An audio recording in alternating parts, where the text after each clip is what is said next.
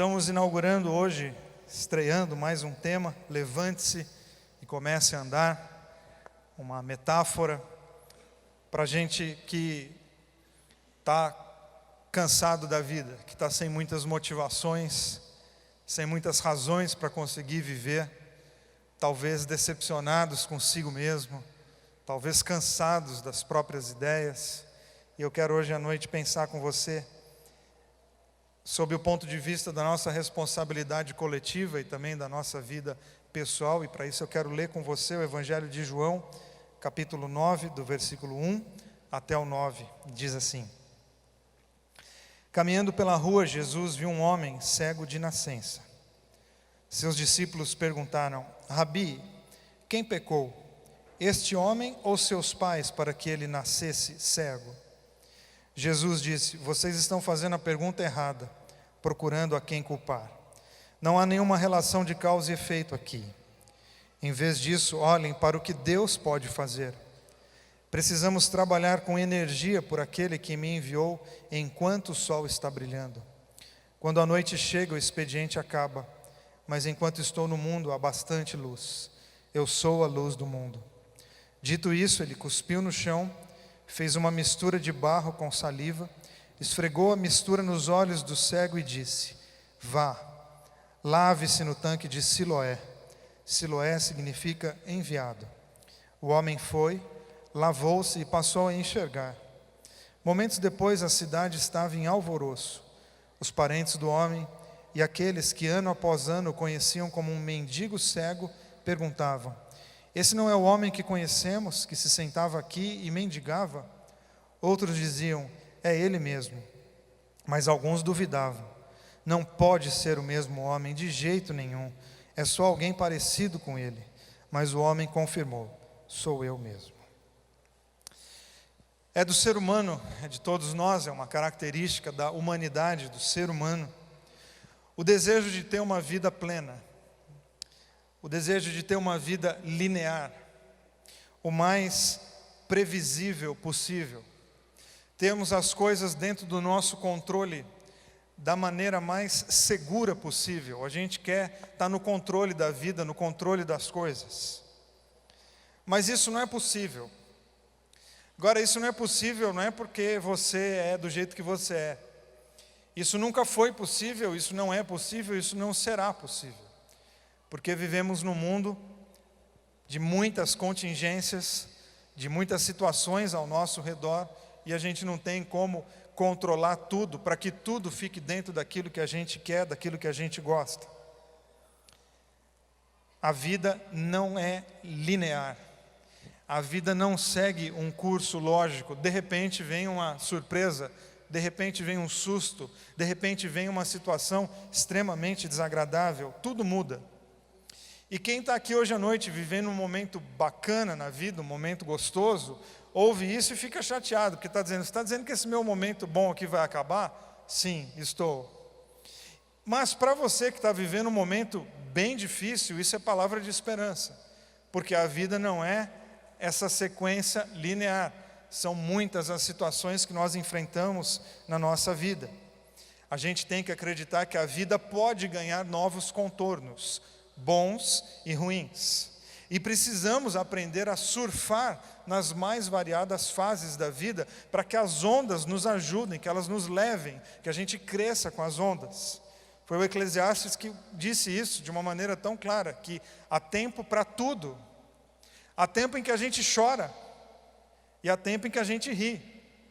Ah, mas eu queria só rir. Não, mas quem ri de tudo não é feliz, quem ri de tudo é louco. Então há tempo que a gente chora, e há tempo que a gente ri. Há tempo em que a gente nasce, há tempo em que a gente morre.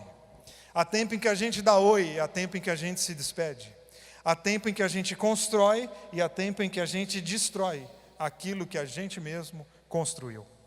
Porque a vida não segue uma lógica linear. A vida é esse: eu faço, eu desfaço, eu vou, eu volto, eu quero e não consigo. E a gente precisa aprender a surfar nessas ondas. Inclusive, se você já fez um eletrocardiograma, você viu que, eu sempre dou esse exemplo, tem que ficar, aquele risquinho, certo? Se ficar linhazinha reta, game over. Não, a vida tem que ficar assim mesmo, eu subo, eu desço, eu estou feliz, eu estou triste, até porque não dá para viver só com alegria. Porque se você conseguisse viver só com alegria, ia chegar uma hora que essa alegria ia se tornar o seu estado normal, natural. E aí você ia ter que tentar ter alguma coisa para viver outra alegria. Ou seja, não existe linearidade no campo da emoção, no campo do sentimento. A gente sempre vai lidar com as oscilações. Ou seja, não tente não oscilar. Contrário, aprenda com as tuas oscilações. Aprenda com as ondas que a vida coloca diante de você, porque nós temos uma mania de querer destruir as ondas, e a gente deveria aprender a surfar as ondas, porque de alguma maneira elas nos levam para uma terra segura. Eu preciso aprender a lidar com tudo aquilo que a vida me apresenta e sair dali um pouco mais preparado, um pouco mais forte para lidar com todas as questões da vida.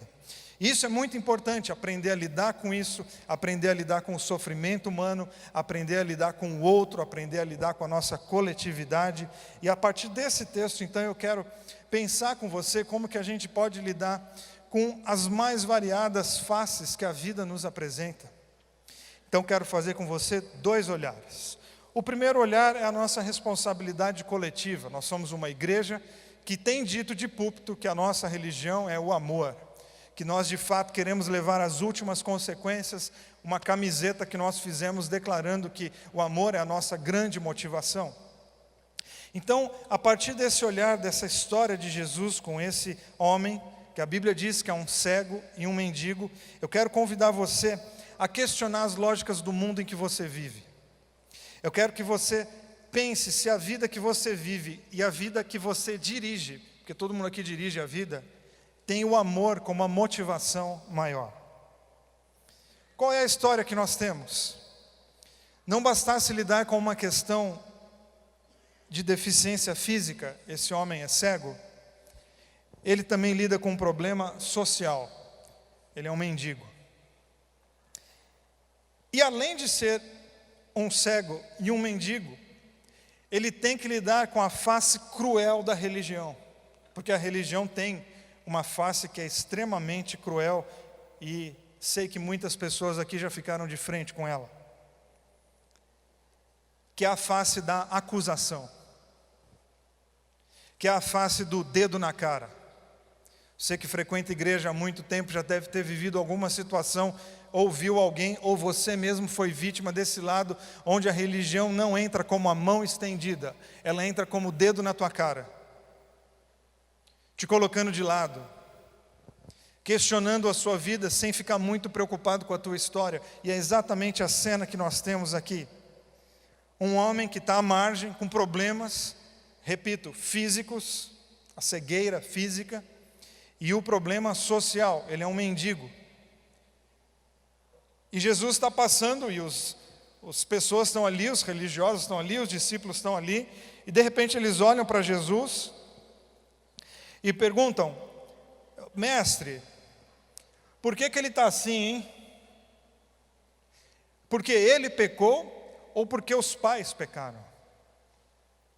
Agora para pensar na frieza, no choque que é essa cena. Você tem uma pessoa jogada na tua frente, e o teu evangelho não é aquele que estende a mão para essa pessoa ficar em pé. O teu evangelho é aquele que fica assim: ah, está assim por quê? Porque não presta. Isso aqui está, conheço, isso aqui já fui da mesma igreja que ele, isso aqui não vale R$1. Ou seja, é um evangelho que não tem preocupação com a vida da pessoa, tem preocupação em simplesmente ficar questionando e fazendo fofoca da vida alheia. O nome disso não é reino de Deus, o nome disso é trevas, o nome disso é maldição, o nome disso é perdição, que é quando um grupo de pessoas que se diz representante do reino do amor, do reino de Deus, são incapazes de estender a mão para as pessoas, mas antes ficam questionando por que é que essa pessoa está assim, ou por que é que essa pessoa está assado. E Jesus não entra no linchamento psicológico que eles estão fazendo com aquele homem, porque imagina você numa situação totalmente vulnerável, suscetível, sem ver, sem ter nada para se defender, de repente você tem um grupo de pessoas falando mal de você, como se você não existisse, como se você não estivesse ali, e eles estão questionando a tua vida, como se você fosse um objeto. inanimado, é uma biópsia num corpo vivo. Não, mas será que ele está sentindo? O problema é dele. E Jesus olha para eles e meio que pensa assim: sério que essa é a sede de vocês? Sério mesmo que ao olhar a humanidade é isso que você quer saber? Sério mesmo que ao ficar de frente com esse teu familiar que há anos você não via, você está preocupado em saber por que é que ele está assim, ao invés de estender a mão para que ele deixe de estar assim? Sério mesmo? Sério mesmo que esse é o cristianismo que você vive? E Jesus diz: a questão de você está errada, o foco de você está errado, o coração de você está no lugar errado, porque Jesus percebe que a curiosidade deles não tinha engajamento, a curiosidade não tinha preocupação de incluir, a curiosidade não tinha preocupação de fazer daquela pessoa mais uma pessoa do grupo. Havia sim simplesmente o desejo de desvendar. CSI, já assistiu CSI? Então aqui é um CSI. Nós vamos desvendar a vida dessa pessoa. Agora nós vamos descobrir para quê? Não, para nada, só para descobrir. Depois a gente deixa ele aí jogado e segue a vida. Isso é o reino de Deus. É isso mesmo que a gente está fazendo enquanto comunidade. E eu não sei o tom que Jesus disse essas palavras, mas acredito que ele foi bem enfático em dizer: nós precisamos trabalhar com energia por aquele que me enviou. Quem que precisa trabalhar? É Jesus? Não, nós precisamos. Nós precisamos parar com essa espiritualidade que está mais preocupada com dogma e com teologia e deixando pessoas à margem, destruídas e abandonadas. Não, nós precisamos trabalhar, nós precisamos ser luz, nós precisamos ser embaixadores de um reino que está mais preocupado com pessoa do que com livro. Nós precisamos ser mais preocupados com pessoa do que com lei. Nós precisamos trabalhar por aquele que nos enviou. É um privilégio meu e seu, sabe o quê? Sermos chamados por Deus para sermos sal da terra e luz do mundo. Ah, mas isso aí dá muito trabalho e também dá muita alegria. Porque ficar colocando o dedo na cara dos outros dá muito trabalho e dá muito arrependimento e muito remorso, porque um dia a tua vida vai passar e você vai olhar para trás e a única coisa que você tem na biografia é dedo na cara dos outros. E coisa boa é poder olhar para trás e dizer: teve uma pessoa que eu estendi a mão e hoje a vida dela é diferente, porque em algum momento eu parei de ficar olhando para as regras idiotas de religiões tolas, olhei para os olhos de Jesus e a minha vida passou a ser um canal e uma expressão da graça de Deus nesse mundo. E a nossa biografia começa a ganhar. O nosso livro da vida, o livro da nossa vida começa a ganhar capítulos muito interessantes. Então Jesus nos coloca na responsabilidade dele. Nós precisamos, olha que privilégio. Deus nos chamando para fazer a boa obra. Deus nos chamando para levantar pessoas que estão perdidas, pessoas que não veem. Porque Jesus, quando cura, isso é muito comum nas curas de Jesus, ele não cura só o doente, ele também denuncia e cura todo o sistema. Porque nós estamos falando de um homem que não vê? Não, nós estamos falando de uma sociedade que não vê. Inclusive esse texto devia ter outro nome. Não é esse homem que não vê, não. As pessoas não veem ele. Eu e você não estamos vendo eles, que estão às margens, pedindo, com a mão estendida, pedindo: me ajuda a me levantar. Esse teu cunhado, esse teu irmão, o teu tio, que já deu tanto trabalho e que hoje está pedindo: me estende a mão. E nós estamos olhando e falando: não, mas está assim também porque quer. Não, tem muita gente que está assim não é porque quer, é porque não consegue. É porque é doente, é porque é fraco. E já que ele é fraco, então vamos fazer a força dele. Então vamos estender as mãos para que essa pessoa tenha força para levantar. Então ele é um homem que não vê, rodeado de pessoas que não o veem. A cegueira não é só dele, a cegueira é total. Ela é minha também, ela é sua também. E por isso nós precisamos ficar de frente com textos como esse, para a gente tratar as coisas que nós não estamos vendo, ou pior, fingindo que não estamos vendo. Então, em uma comunidade que se pretende dizer cristã, o amor tem que ser a grande motivação, porque se não for amor, não é cristã. A continha é básica, foi a mesma coisa que eu falei aqui para vocês aqui na oferta. Não tem amor? Não, então não é cristão, é outra coisa. Não, mas não sei o quê. A Bíblia diz que o verdadeiro amor lança fora o medo, porque Deus é amor. Não tem amor? Não, então não é cristão. A gente tem que fazer as coisas tendo amor como a nossa maior e grande motivação. Jesus não vê só uma pessoa, Jesus vê uma série de pessoas. E Ele não cura só aquele homem, Ele cura uma série de pessoas. Porque o projeto de Jesus é fazer com que a vida de todo mundo se torne uma vida diferente. Então a gente precisa expandir a nossa mente para começar a enxergar o mundo com outras óticas, porque sabe o que muita gente tem dificuldade aqui na Bethesda, e às vezes vem conversar comigo e fala, pô, eu não estou entendendo isso aí que você está falando, porque eu cresci aprendendo uma outra coisa, então a gente precisa agora pegar o que a gente aprendeu, agradecer a vida, muito obrigado, me trouxe até aqui, mas agora eu vou pensar de outro jeito. Você é livre para fazer isso. Quando Jesus nos chama à conversão, Ele está dizendo, abra a sua mente. É expansão da mente. Não, mas eu li um livro em 1960, então você precisa ler outro em 2018, 2019, porque já passou. A gente tem que se renovar, a gente tem que se atualizar. A gente não precisa romper com pessoas, a gente não precisa mandar pessoas embora do nosso coração, mas a gente tem a capacidade de expandir a nossa mente e pensar, poxa, eu tinha um pensamento de exclusão, eu tinha um pensamento de não olhar, e agora? Agora eu adquiri um novo coração, e agora eu vejo. Isso é conversão. Eu me converti de um caminho que eu estava e entrei em um outro caminho. Essa conversão é uma ação contínua.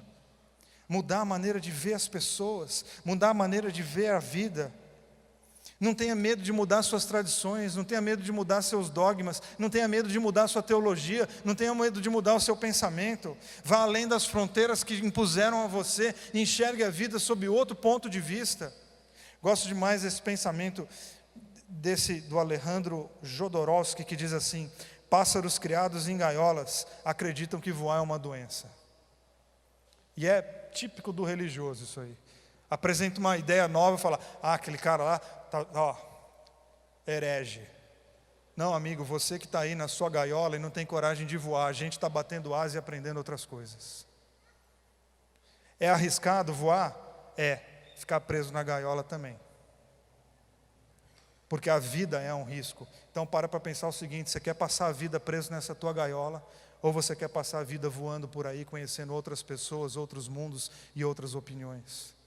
O nome disso não é ser liberal, o nome disso é ser aberto para a voz do Espírito, que não está preso onde você está, ele é vento e sopra onde quer. Jesus lida com uma sociedade preconceituosa, que está mais preocupada com doutrina do que com compaixão. E o reino de Deus não é reino de doutrina, é primeiro reino de compaixão. E a partir disso, dessa lógica, então, nós incluímos pessoas e temos um olhar para o outro da mão estendida e não do dedo na cara. Igreja colocando o dedo na cara já tem bastante, vamos fazer outra coisa. Vamos estender as mãos, vamos manter as portas abertas para que as pessoas entrem aqui, talvez com suas cegueiras, e saiam daqui limpas, enxergando a vida de outra maneira. Isso eu e você podemos fazer juntos, é o trabalho de comunidade, que lindo. E a minha segunda percepção para você, ela não diz respeito ao nosso trabalho coletivo, mas ela diz respeito à tua vida como indivíduo. Não aceite os rótulos que já foram impostos a você. Porque é impressionante a força de um rótulo. E é impressionante como a gente gosta de ser rotulado. Tem muita gente que já chega para mim e fala assim, eu sou depressivo, né? Não, por quê? Você é um ser humano. Aquele ali é um falido. Não, a empresa dele faliu. Aquele ali, adúltero. Não, ele cometeu o pecado do adultério. Porque aquilo que eu faço não precisa definir aquilo que eu sou. Porque a Bíblia diz que eu sou um filho e uma filha amada de Deus. É isso que eu sou. E essas coisas que eu faço, é o que eu faço. E tem muita bobagem, mas tem muita bobagem. Prejudica demais. Mas isso não é o que eu sou, isso é o que eu faço. Mas as pessoas vão rotulando a gente, ou a gente vai aceitando o rótulo, e uma hora nós estamos com etiquetas na testa, com coisas que nós não somos, mas com coisas que nós fazemos. E eu não tenho que aceitar etiqueta de ninguém. E as pessoas estão dizendo, ele é um mendigo, ele é o cego, ele não tem nome.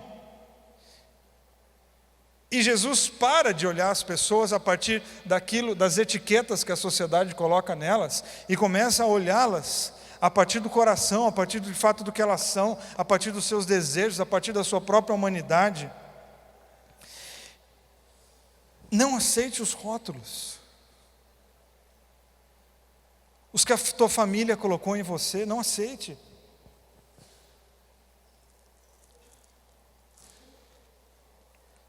Até porque nem daria para colocar um rótulo só na gente. Sabe por quê? Você é muito mais complicado do que você imagina. Vocês sabiam, né, que vocês são complicados? Tem uns balançando a cabeça aí, que Deus te abençoe. Você que não balançou a cabeça, que Deus te abençoe em dobro, que você vai precisar.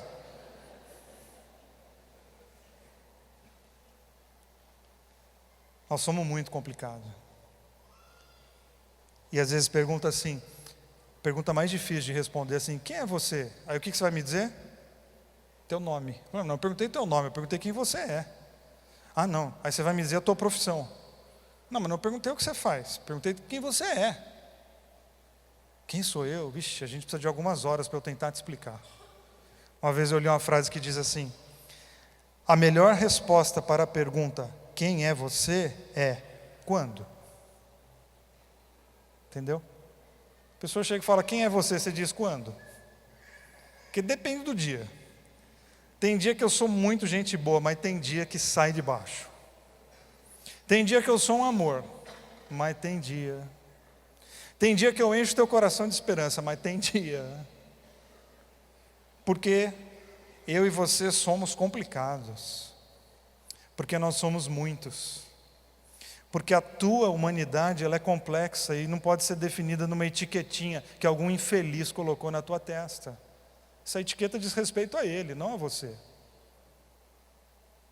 As pessoas ficam falando muito da gente, definindo a gente, elas estão falando delas. Já ouviu aquele ditadinho? Quando Pedro fala do Paulo, a gente sabe mais do Pedro que do Paulo.